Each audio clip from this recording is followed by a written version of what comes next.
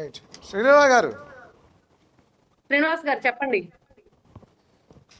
ఆంధ్రప్రదేశ్లో అప్పుడు ఒక సంచలనమైన కేసు ఎన్నికలకు ముందు.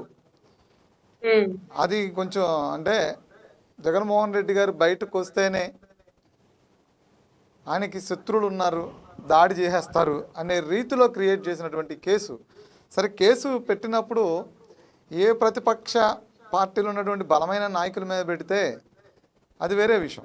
సామాన్యులైనటువంటి వాళ్ళు ఏ రోజు పనికి వెళ్తే ఆ రోజు గడవని వాళ్ళు, రెక్కాడితే కానీ దొక్కాడినటువంటి కుటుంబాల్లో చిన్న చిన్న జీవితాలు అనిపించేవాళ్ళు, వాళ్ళని తీసుకొచ్చి బలవంతంగా కేసులో పెట్టి మీరు నేరం ఒప్పుకోండి అని అంటే ఆ రోజు అంత అంటే నేరం ఒప్పుకోండి అని అనవది అంత ఒత్తిడి తీసుకొచ్చారు. సో ఆ ఒత్తిడి కారణంగా ఇప్పుడు ఈ అడ్వకేట్ ఎవరైతే ఉన్నారో సలీం గారు, ఆ కేసు వాదించింది ఆయనే. అంతకుముందు కోడికత్తి కేసు వాదించింది కూడా ఆయనే. అని ఏమంటారంటే ఇప్పుడు కేసుకి సంబంధించి నాకు సిట్ విచారణ అయ్యింది, జత్వానీ కేసులో సిట్ విచారణ చేస్తేనే నిజానిజాలు బయటకు వచ్చినాయి. సో ఈ కేసులో నిజానిజాలు బయటకు రావాలి. ఎందుకంటే ఈ కేసులో ఇంకా కోర్టు వాయిదాలు తిరుగుతున్నారు కదా. లేకపోతే మళ్ళీ ఈ కేసులో సాక్ష్యం చెప్పడానికి ఆయన కోర్టుకు రాడు. అసలు రాయి ఎల్లంపల్లి శ్రీనివాసరావు తగిలిందో తెలియట్లేదు, జగన్మోహన్ రెడ్డి తగిలిందో తెలియట్లేదు. ఫస్ట్ ఏమో ఎల్లంపల్లికి తగిలి జగన్మోహన్ రెడ్డి తగిలింది అన్నారు.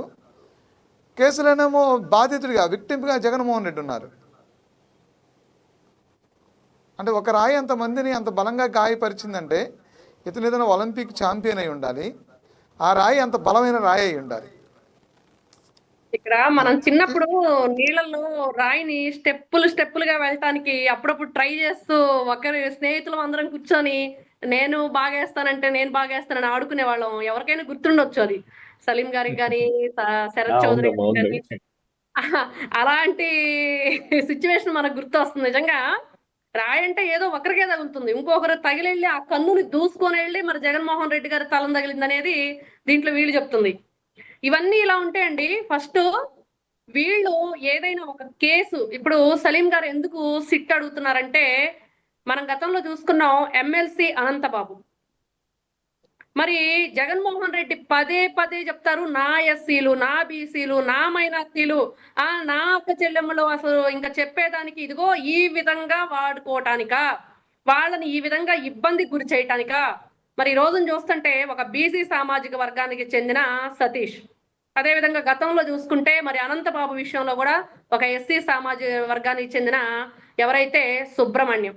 మరి సుబ్రహ్మణ్యాన్ని చంపి డోర్ డెలివరీ ఇచ్చినప్పుడు మనం చూసాం, తల్లిదండ్రులు ఇద్దరు కూడా ఒక ప్రముఖ టీవీ ఛానల్లో వాళ్ళు ఏ విధంగా వాళ్ళ యొక్క గోడు వెళ్ళబుచ్చుకున్నారు. మరి నీకు ఒక కొడుకున్నాడు, ఇంకొక కొడుకు, ఆ కొడుకును కూడా చంపేస్తాం, సుబ్రహ్మణ్యం వాళ్ళ తల్లిదండ్రులను ఇద్దరిని కూడా చంపేస్తామని బెదిరించటం. అదే విధంగా మనం చూసాం ముప్పారపు సుబ్బారావు గారు ఆ కేసు వాదిస్తున్నట్లున్నారు నాకు తెలిసి. తర్వాత గవర్నమెంట్ కూడా మళ్ళీ ఆయన్నే నియమించింది. అయితే ఆయన కూడా సిట్టు విచారణ కావాలన్నారు. ఎందుకంటే సిట్టు విచారణ ఎందుకు అడుగుతున్నారంటే, ఇక్కడ సలీం గారు కానివ్వండి, అక్కడ సుబ్బారావు గారు కానివ్వండి, అంటే త్వరగా కేసు ఒక కొలిక్కి వస్తుంది, త్వరగా అంటే త్వరితంగా విచారణ పూర్తవుతుంది. అంటే ఎవరైతే తను చేయని తప్పుకి శిక్ష అనుభవిస్తున్నారో వాళ్ళకి ఊరట లభిస్తుంది, వాళ్ళు నిర్దోషిగా బయటకు వస్తారు. అంటే ఇప్పుడే శ్రీనివాస్ గారు చెప్పినట్లుగా వాళ్ళకి రెక్కాడితే గాని డొక్కాడిన పరిస్థితి. అసలు జగన్మోహన్ రెడ్డి గారిని కొట్టాల్సిన అవసరం ఆ అబ్బాయికి ఏంటి? ఇక్కడ ఇప్పుడు సలీం గారు చెప్తుంటే, అంటే వెల్లంపల్లి శ్రీనివాస్ గారు, మరి అదే విధంగా అక్కడి నుంచి జగన్మోహన్ రెడ్డి గారు రావటం, ఈ అబ్బాయి చేత ఎవరు కొట్టించారంటే బోండా ఉమా గారు. మరి బోండా ఉమా గారికి ఎవరు పురమాయించారు ఆ పనంటే లోకేష్ గారు. అసలు ఎలా ఉందంటే ఇదంతా కూడా జగన్మోహన్ రెడ్డి గారు గతంలో కోడికత్తి డ్రామా, మరి అక్కడ కోడికత్తి సీను 11 పేజీల లెటర్ రాశాడు. మరి అదంతా కూడా ఈ రోజును చూస్తే ఎలా ఉందంటే, జగన్మోహన్ రెడ్డి గారి మీద అమితమైన అభిమానంతో అతను రాసిన 11 పేజీల లెటర్ కూడా రాష్ట్రంలో ఉన్న ఏదైతే పరిస్థితులు ఉన్నాయో వాటి గురించి రాశాడు. మరి అతను ఈ రోజున జగన్మోహన్ రెడ్డి గారు ఆ రోజున అధికారంలోకి వెళ్తే కోడికత్తి సీను అంధకారంలోకి వెళ్ళాడు. ఈ రోజున చూస్తే గులకరాయి భూమిరాంగ్ అయింది. మళ్ళీ ఎప్పుడు పాచిక పారిద్దంటే ఆ పాచిక పారలేదు పాపం. డిసప్పాయింట్ అయిపోయి జగన్మోహన్ రెడ్డి గారు ఏ విధంగానైనా సరే దీన్ని వదిలిపెట్టే ప్రసక్తే లేదు. ఎంతమందైనా ఇప్పుడు A1, A2 జగన్మోహన్ రెడ్డి గారు, విజయసాయి రెడ్డి గారు కనిపిస్తారు. అలాగా దీంట్లో బోండా ఉమా గారు రావాలి, లోకేష్ గారు రావాలి. ఆ తర్వాత ఇంకా దాని గురించి మాట్లాడే వాళ్ళందరూ కూడా అవసరమైతే సలీం గారిని కూడా చేరుస్తారు. ఎందుకంటే సలీం గారు వాదిస్తున్నారు కదా! అంటే వాళ్ళ పనే ఇదనమాట. ఎందుకంటే నిజంగా అండి వాళ్ళ ఆలోచన ధోరణి ఏ విధంగా ఉండిద్ది మనం చూస్తూ ఉన్నాం ఈ రోజున. ప్రతి ఒక్కటి హ్మ్. కూడా. అంటే అటువైపు అనంతబాబు కేసు చూసుకున్నా, ఇటువైపు కోడికత్తి సీను. మరి అతని మీద బెయిల్ గూడా రాకుండా మళ్ళీ జగన్మోహన్ రెడ్డి గారు ఒక్కసారన్నా మరి ఆ అబ్బాయి ముఖం చూసిన పాపాన పోలేదు. అదే విధంగా కనీసం సరే బెయిల్ మీదన్నా బయటకొచ్చే ప్రయత్నానికి కూడా వీళ్ళు ఎన్ని ప్రయత్నాలు చేసి దాన్ని విఫలం చేశారు. ఈ విధంగా చూసుకుంటే ఈ రోజున ప్రతిసారి ప్రజల్ని ప్రలోభాలకు గురి చేసి వాళ్ళని ఏదో ఒక విధంగా మభ్యపెట్టి మసిపూసి మారేడుకాయ చేసి మళ్ళీ నేను అధికారంలోకి వస్తాను. మళ్ళీ ఏదో ఒక విధంగా రాష్ట్రాన్ని సర్వనాశనం చేస్తాననే ఉద్దేశంతోటి ఖచ్చితంగా ఎవరిని ఎంచుకుంటున్నారు మనం చూసాం రాప్తాడు. హెలిప్యాడ్ విషయంలో ఏం చేశారండి?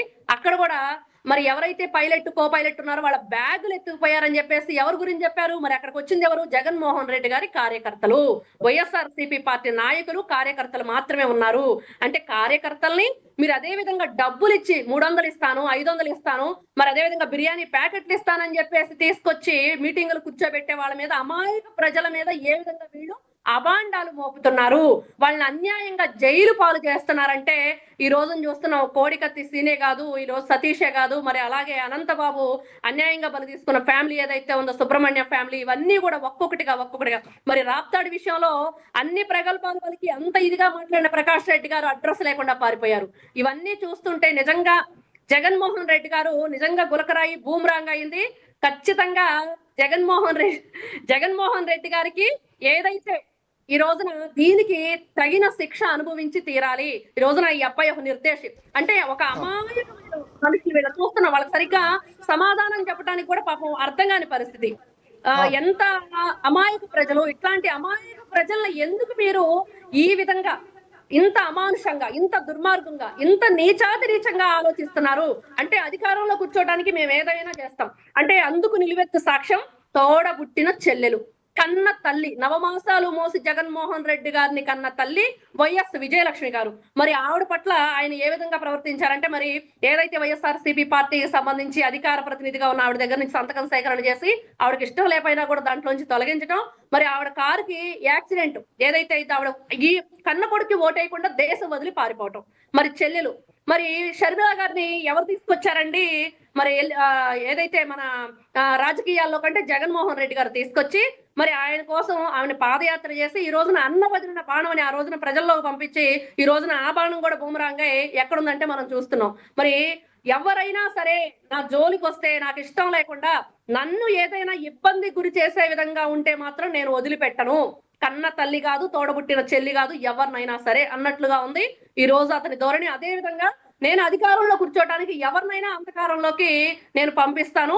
వాళ్ళని ఎంతటి అభాగ్యులైనా ఎవరినైనా సరే నేను అన్యాయంగా ఇలానే ప్రవర్తిస్తాను. మా వైఎస్ఆర్‌సీపీ పార్టీ ఉందే అందుకు అన్నట్లుగా ఈ రోజున ఎంతమంది నా ఎస్సీలు, నా బీసీలు, నా మైనార్టీలు అన్న జగన్మోహన్ రెడ్డి గారు ఎందుకు అంటున్నారంటే ఈ విధంగా రాజకీయాల్లో వాళ్ళని వాడుకోవటం కోసమే అంటున్నారు అనేది మనకి క్లియర్ గా అర్థమవుతున్న విషయం. రైట్.